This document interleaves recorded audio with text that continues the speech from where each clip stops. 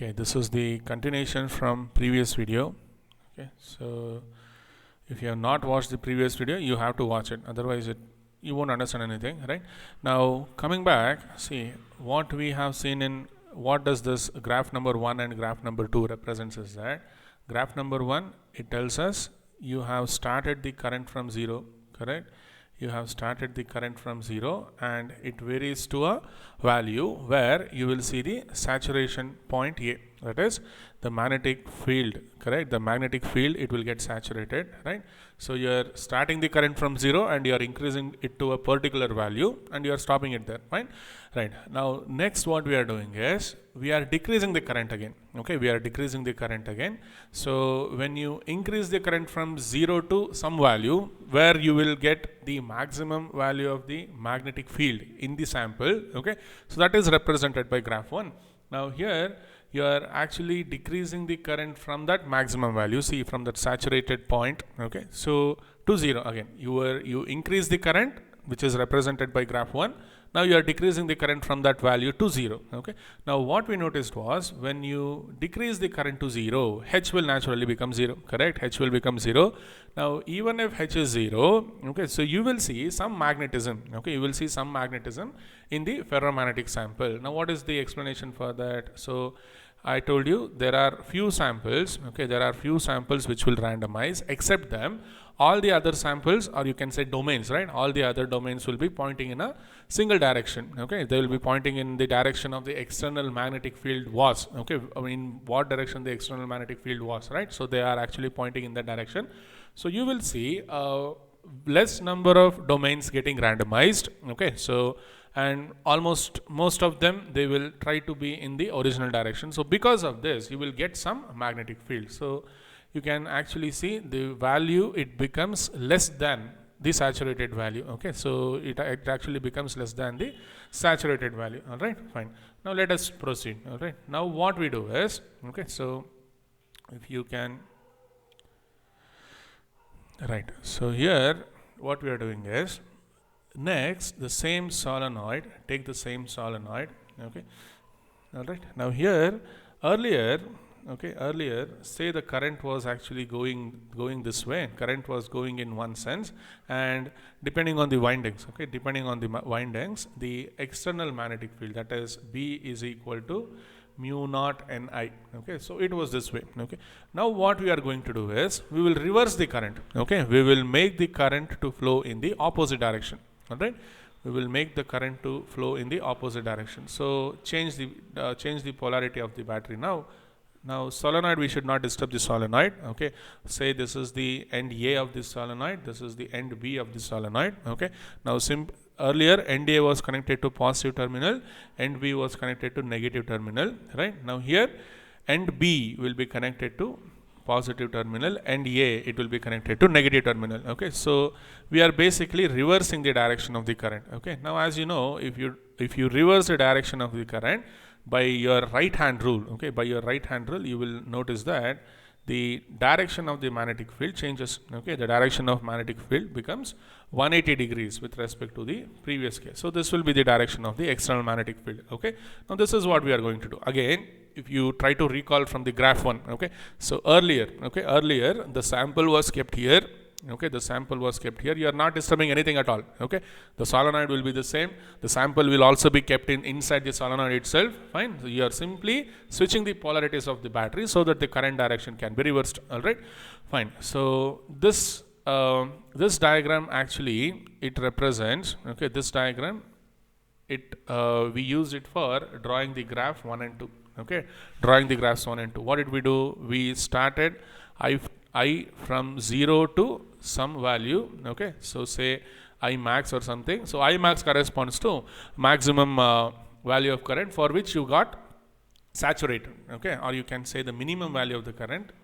Okay, anyways, don't get confused. So it is the value where you have reached the saturation of magnetic field. Okay, even if you keep increasing further, okay, even if you keep increasing the external magnetic field, okay, you know that the magnetic field inside the sample. Okay, it will not change because the magnetization, it always depends on the alignment of the dipoles. Okay, if all the dipoles have aligned, okay, you have got the maximum field due to the alignment. Even if you increase the external magnetic field by increasing the current, what is the point? So nothing is going to happen. Fine, right? So we are increasing the current from 0 to some value, again we are decreasing. Okay, we will increase the current first. Okay, so this is represented by graph 1. Next we will decrease the current from some value to 0. So this is actually represented by graph 2. Okay, so the same graphs what we have seen earlier. All right, now we are reversing the direction. Okay, we will reverse the direction and start from 0. Okay, so reverse the direction. Okay, reverse the direction and start increasing the current from 0 again. Okay, start increasing the current from 0. Okay, fine. Now here let us try to take the graph this way. Fine. So let me write graph like this. So this was actually H and B. Okay, this was actually H and B. Now this you can call it as negative H and negative B. Okay, so what this negative H and negative B tells you is that they are in the opposite direction. That's all. Okay, so when you are reversing the current, now we are actually reversing the current, correct? When you are reversing the current, so that is actually represented by, you know, first quadrant, second quadrant, third quadrant and fourth quadrant. Okay, so we are right now in the second quadrant. Okay, so as you know it already. Fine, right? So this negative H, it simply tells you that your this magnetic intensity, right? H we'll call it as magnetic intensity. This magnetic intensity is considered when the direction of the current is reversed. Okay, so we have to consider graph 1 situation, that is the graph 1, graph 2 and whatever we are going to draw now, all these things. Fine, right? Now we were here earlier, so this was, let us write like this. So we reached here starting from the fresh sample, correct? So this was point A, I believe, right? Now this corresponds to the maximum value of your magnetic field of the sample, BS, let us say. Okay, now this represents increase 0 to A, sorry, OA, it represents increase in the current from 0. Now next you are coming, you can mark the direction also. Okay, you can mark the direction like this. Now we are decreasing the current, so we got it something like this. Okay, now this represents B. Okay, point B. Now point B, we know we will call it as the retentivity or remanence. Okay, the value of magnetic field in the sample when you reduce the current to 0 or magnetic intensity to 0, that we'll call it as retentivity or remanence. Okay, fine. Right, now let us go to this case now. Fine, you are actually reversing the direction of the current. Okay, and your direction wise we have reversed, but magnitude wise let us start the current from 0 again. All right, now what we'll see is that we will get the behavior something like this. Okay, we'll get the behavior something like this. Okay, now you will reach point C. Okay, this point C, it is actually the point of intersection between the curve and the magnetic intensity axis. Okay, the horizontal axis. Fine. Now what it tells you is that, see, if you take one particular point here, okay, for example, take a look at this point, right? So you can see you have reversed the current. Okay, you have reversed the current and you have reached a negative value of magnetic intensity. Okay, so this tells you magnetic intensity, right? Even after reversing the direction of the current, so it is like this. So if you try to understand from the sample, it will be like this. Say this is the sample. Okay, now what we saw at point B was few of the domains they will randomize. Okay, and the other domains will actually be in the same direction because of the movement created, or you can say because of the rotation created by the external magnetic field, right? Fine. Now these are the domains, let us say.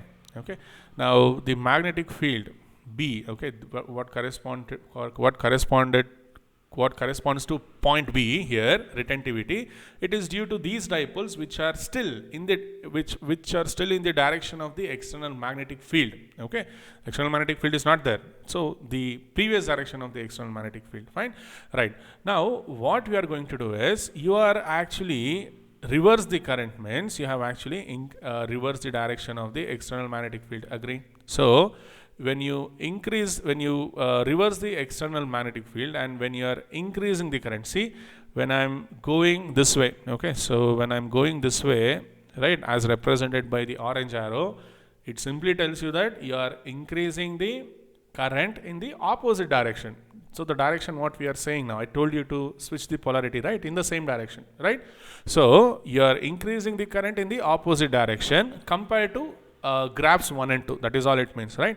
Now if you take a look at this point here, okay, if you take a look at this point here, even though you have reversed the magnetic field direction and it is having some finite value, still you will see the magnetic field due to the sample, it will be this way. Okay, that is what this point means. Okay, say this is having some value B1. Okay, so this value represents B1.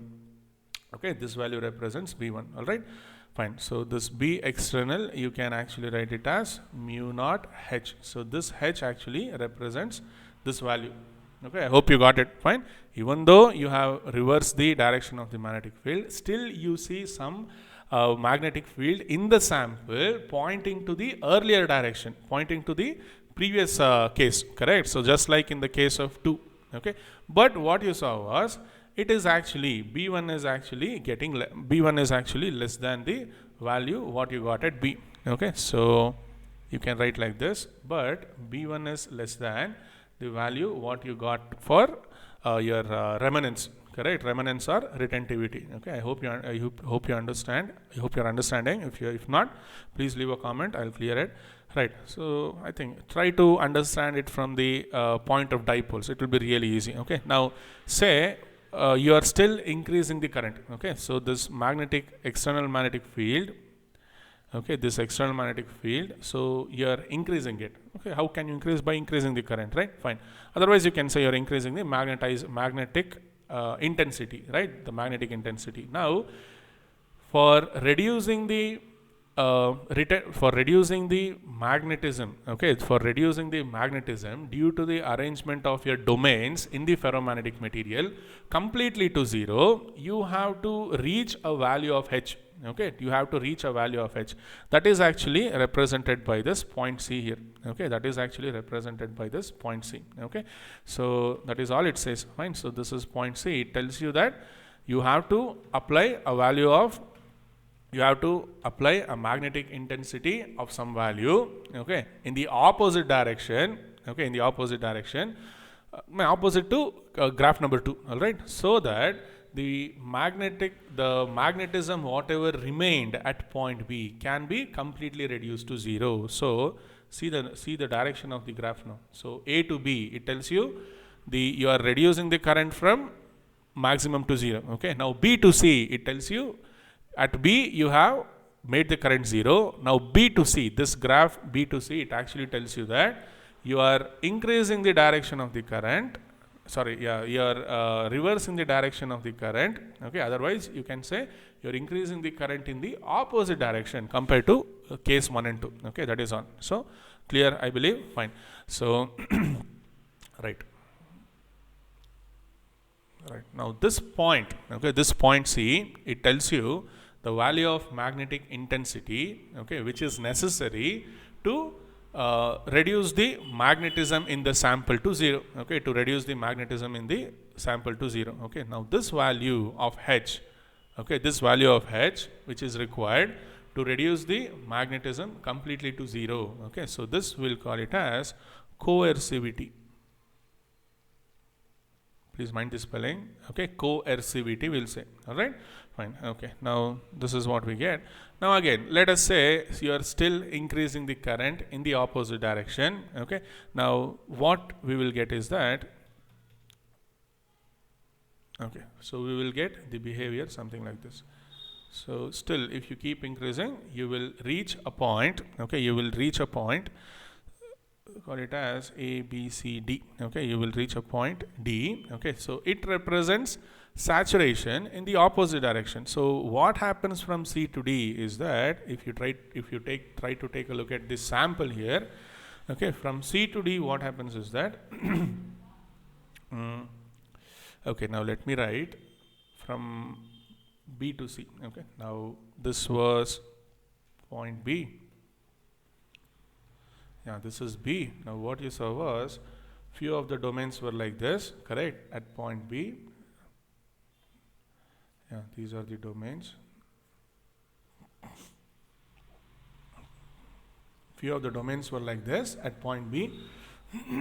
Okay, so these domains, they are not in the direction of the they are not in the direction of the magnetic field previously. Okay, right. So here you have some magnetization. Okay, so you can see the magnetic field B in this way, correct. You can see the magnetic field B like this. Okay, right. Now what happens when you go from B to C? Okay, now this is the state B. Okay, point B, or you can say the material at point B. Now this is the material at point C. Now what might happen when you are going from B to C? What are we doing? We are actually trying to disturb the domains, correct. Now why does it happen? It's really simple. You know, when you keep a magnetic dipole in an external magnetic field, correct, it always tries to remain in the stable equilibrium, correct. So it will ultimately, the torque, it will try to bring the magnetic moment this way, correct, in the direction of the external magnetic field. So same reasoning you can give here also. Fine. Now at point C, you will see complete randomization again. Okay, you can see complete randomization, so that the vector sum of all these magnetic moments, right, so it will actually be 0. So you will see complete randomization like this. So you don't see a net magnetic moment in one particular direction. Okay, so that we don't see. So here you can say M net will be 0. So that is actually represented by this point C. Okay, I'm telling you what is the state of the sample coming. I mean, if you see in terms of dipole at point B and point C. Okay, now when you go from point C to point D, now what we are doing, see this, you can again consider this as a fresh sample. Okay, this is the state when you took a fresh sample. Okay, this is not the fresh sample again. This was the state when you took the sample for the first time. Okay, right. Now how is the direction of the magnetic field? The direction of the magnetic field is this way. Agree? So this is the direction of the magnetic field. One sec. Yeah, so this is the direction of the magnetic field. Fine. So what can happen now? Easy. Now again, this magnetic dipoles, they will try to arrange in the direction of the external magnetic field. Okay, now when they you can say from going from point C to point D, the sample, okay, so point D, mind you, I am telling that it has reached a saturation point. Okay, so the same value Bs will get here. Okay, now what is the difference between this Bs and this Bs? Means both are same. Okay, let me write here also Bs. Okay, both are same, but the magnetization, I mean the direction of the magnetic field are opposite. That is all. Okay, fine. Now here what you see is that when you go from C to D, okay, now this is the state D. Okay, in state D, what you see is that all the domains they have arranged. Okay, all the domains they have arranged so that they'll be pointing in the direction of the external magnetic field. Now all of them are pointing in this way. Okay, all the domains are pointing in the direction of the external magnetic field. Now if you compare the state of the sample at point A and point D. Okay, point A represented saturation for the first time. Okay, point D represents saturation when you have reversed the direction of the current. Okay, fine. So if you remember point A, the dipoles were arranged, okay, in the opposite direction. So this is the case what we got, correct. So the or you can say the domains, right. So the net magnetic moment here also you got maximum. Okay, so here you got maximum magnetization. Right, here also we got maximum magnetization. Okay, so that is all fine. Right, so point A, it represents saturation, okay, in one direction. Okay, so the magnetic field due to the sample, so this is the magnetic field due to the sample at point D. Okay, so this is at point D, this is at point A. I hope you got it. Fine. So try to see the graph in terms of the arrangement of the dipoles. It will be really easy. Okay, so more is the alignment of the dipoles in the direction of the external magnetic field, more is the magnetization. That is all. Okay, right. Now what you'll do is, again you will start decreasing the current in the opposite direction. So you will see the graph something like this. Okay, you will see the graph something like this. Fine, right. So what it means is, even after removing, or you can not removing, even after making the current 0, you will see some magnetic field. Okay, there is some magnetism present in the sample. Okay, so DE, right? So point B, okay, point B and point E, they tell the same story, except that the direction of the alignment of the dipoles, they are opposite. That is all. Okay, fine. Now finally you can reach from E to A. Okay, so fine. Now again, so say you can make one more point, E to F.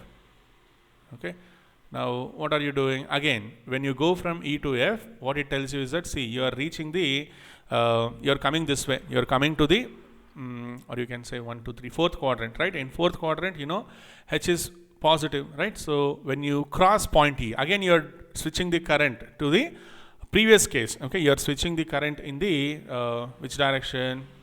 This way. Okay, you are switching the current from this way. Okay, you are switching the current to this one. Okay, that is what it says when you go from E to F. Okay, again point F and point C, they tell the same story, right? So both represents coercivity, right? How much magnetic intensity is required to reduce the magnetism to 0. Okay, now this magnetism, whatever you see at E, right, the magnetism whatever you see at E, it actually depended on the current what was supplied from D what was the current supplied at the state E, correct? Fine.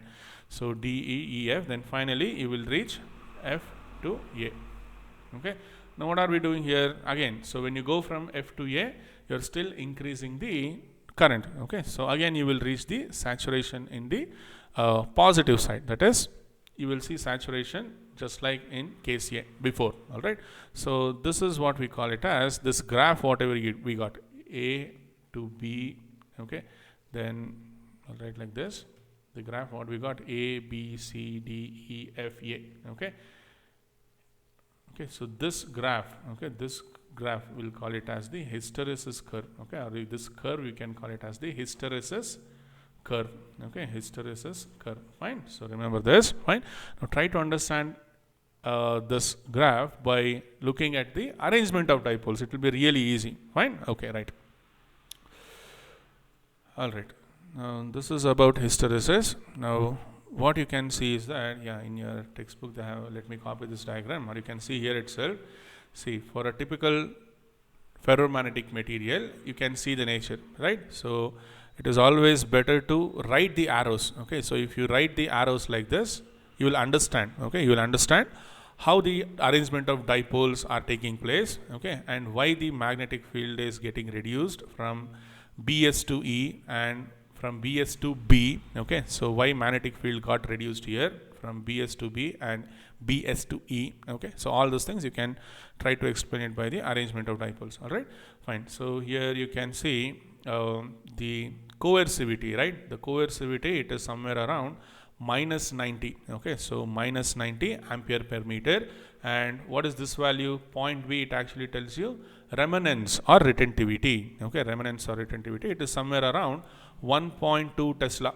Okay, 1.2 Tesla. So the same thing they have given here, right? Now when you keep repeating, okay, now one thing what you need to understand is, say you have an option of reversing the current, making it increase, you can increase it, decrease it, reverse it, and you can increase it, decrease it, again reverse it, increase it, decrease it, like that. Okay, so in that case what you will see is that the ferromagnetic sample, okay, the ferromagnetic sample, always it will try to go in this cyclic path A, B, C, D, E, F, A. Okay, you will never see it retrace this path OA again. Okay, this path OA is for the first time. Okay, when you bring that sample, okay, this path OA will never be retraced again by that ferromagnetic sample if you keep switching the directions, if you keep switching the direction of the current. Okay, right. Now finally you can say, right, so the summary is like this. So for a given value of H, okay, to summarize you can write, for a given value of H, B is not unique, correct? B is not unique. Is it not? Is it not? So that is what you can see from this graph clearly, right? So for a given value of H, now I'll ask you, what is the magnetic field at say some H1? Okay, so what will you say if you try to see what is the value of B, right? So you are getting two values, right? So it doesn't depend on H, it depends on the previous history of magnetization. Okay, B is not unique, and you can say it depends on the previous history of the sample. Okay, and depends on previous history of the sample, right? So this phenomenon is what we call it as hysteresis. Okay, this phenomenon where you don't see B is unique for a value of H. Okay, B is not unique for a value of H, for a particular value of H, and it depends on the previous history. Now this phenomenon is what we call it as hysteresis. Okay, hysteresis does not mean history. Okay, does not mean history. Both are different. Okay, you need to get clarity between these two words. Hysteresis only means that the value of B at a particular value of H is not unique, and it depends on the previous history also. What do you mean by previous history? How the magnetism was present earlier. Was it this way? Were the dipoles arranged in this way, or were the dipoles arranged in this way? That is all it tells. Okay, fine. Now I have an assignment for you. If you can, you do it. Okay, now I want you to go from A to B. For example, try to write like this. So state A, I want you to write the arrangement of the dipoles. Okay, state A. Okay, now you can include external magnetic field. So this is the direction of the external magnetic field. So if you can write this, I think you have understood the concept clearly, right? So B external, and these are the domains. Okay, these are the domains. Yeah, so say